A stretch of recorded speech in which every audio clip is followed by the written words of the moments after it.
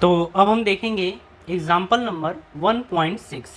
Question क्या बोल रहा है, बोर्ड स्क्रीन पे देखिए। बोल रहा है कि consider 3 charges Q1, Q2, Q3 each equal to Q at the vertices of an equilateral triangle of side L. What is the force on a charge Q with the same sign as Q placed at the centroid of the triangle as shown in the figure? बोल रहा है कि photo आप देखिए, आपको दिख रहा होगा। अब इसमें इसके सेंटर पर कितना रिजल्टेंट फोर्स आएगा ये उसकी बात कर रहा है, ठीक है। तो जरा क्वेश्चन हम समझ लेते हैं। देखिए, ये आपको यहाँ पर ये फोटो दिया गया है, ये इक्विलैटरल ट्रायंगल है, ठीक है। अब बोल रहा है कि इसके सेंट्रॉइड पर, सेंट्रॉइड में क्या होता है कि इस वर्टेक्स से ये जो लेंथ होती है ये बराबर होती है इसके, और ये जो लेंथ होती है बराबर होती है। तो इसके सेंट्रॉइड से क्या होता है कि तीनों वर्टिसेस की जो लेंथ होती है वो आपस में बराबर होती है, ठीक है। बोल रहा है कि यहाँ पर चार्ज है Q1, जबकि देख लें ए बी और ये C दे रखा है। यहाँ पर चार्ज है Q2 और यहाँ पर चार्ज दे रखा है Q3। लेकिन बोल रहा है कि ये जो चार्ज है आपस में इक्वल है, मतलब ये Q के बराबर है, ये भी चार्ज Q के बराबर है, ये भी चार्ज Q के बराबर है। बोल रहा है कि सेंटर पर एक चार्ज रखा गया है कैपिटल Q, ठीक है। तो इसके ऊपर लगने वाला नेट फोर्स बताइए, ये हमसे क्वेश्चन पूछ रहा है, ठीक है। पूछ रहा है कि what is the force on charge Q charge पर लगने वाला नेट फोर्स बताइए कितना है। अच्छा, अगर इसकी लेंथ की बात करें तो लेंथ L, ये भी लेंथ L, ये भी लेंथ L, ये सारी लेंथ प्रोवाइड कर दी गई हैं, ठीक है। अब हम ये देख लें कि ये वाली लेंथ कितनी होगी, ठीक है। ये वाली लेंथ देखना चाहते हैं। तो देखिए, इससे हम क्या करें, ऐसे जब इसको करेंगे तो ये आ जाएगा L/2, ठीक है। मतलब यहाँ से जब परपेंडिकुलर डालेंगे तो ये L/2 आ जाएगा। अगर ये टोटल लेंथ L है तो यहाँ से अगर इसको M मान लें तो B से M की लेंथ कितनी होगी, L/2। अब इक्विलैटरल ट्रायंगल में ये टोटल 60 डिग्री होता है और ये इसका एंगल बाइसेक्टर है। ये क्या है, एंगल बाइसेक्टर। तो फिर ये 30 डिग्री हो जाएगा, ठीक है। ये 30 डिग्री हो जाएगा। अब हमें कैलकुलेट करना है इसकी लेंथ। सबसे पहले थोड़ी मैथ जो है ना हल्की फुल्की वो पहले कर लेते हैं। इसकी लेंथ कैलकुलेट करनी है, आपको ये पता है, एंगल पता है, ये पता करना है। तो आप ये बताइए ये बेस है कि नहीं है, बेस है। तो हम यहाँ पे लिख देंगे cos 30 डिग्री, और cos 30 क्या होता है, बेस अपॉन हाइपोटेन्यूज। तो बेस कितना है, L/2। तो L/2, हाइपोटेन्यूज कितना है, B, और इसको O मान लो, तो BO, और यही लेंथ हमें कैलकुलेट करनी है। तो BO बराबर कितना आ जाएगा, L/2, और ये cos 30 कितना, cos 30, और आप सबको पता है cos 30 की वैल्यू √3/2 होती है। तो L अपॉन ये 2 इंटू cos 30 की वैल्यू √3/2, 2 से 2 कैंसिल हो गया, ये बन गया L/√3, ठीक है। मतलब हम ये देख रहे हैं कि BO की जो लेंथ है वो L/√3 के बराबर है। बात ठीक है। तो अगर BO, जो लेंथ BO की है वही लेंथ किसकी है, CO की भी है, और वही लेंथ किसकी है, AO की है। तो ये सभी की सभी लेंथ आपस में बराबर हैं और ये L/√3 के बराबर है, ठीक है। ये हो गया। अब चलिए इसके ऊपर देखा जाए कि इसके कारण इसके ऊपर किधर की तरफ फोर्स लगेगा, ठीक है। देखिए, हमें लेंथ कैलकुलेट करनी थी, ये सारी चीज़ें हम कैलकुलेट कर चुके। अब ज़रा इसको हम इरेज करते हैं सबको। अब थोड़ा समझिएगा इसे, ठीक है। अगर हम बात करें कि इसके सेंटर के ऊपर इस चार्ज के कारण किधर की तरफ फोर्स लगेगा, तो ये पॉजिटिव चार्ज है और ये भी पॉजिटिव चार्ज है, तो ये इसको रिपेल करेगा और रिपेल इस डायरेक्शन में करेगा, ठीक है। तो हम ऐसा मान लेते हैं, ये तो O दिया था, हम बोल देते हैं कि ये क्या है, force on O due to B के कारण इस पे लगने वाला फोर्स ये आ गया, ठीक है। उसी तरीके से अगर बात किया जाए इसके कारण इस पर लगने वाला फोर्स, तो ये भी पॉजिटिव है, तो इसके ऊपर जो फोर्स लगाएगा वो इस डायरेक्शन में लगाएगा। तो हम इसे बोल सकते हैं कि force on O due to C।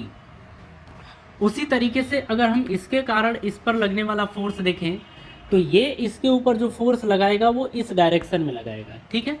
और इसे हम बोल देंगे force on O due to A. ये बात समझ में आ गई।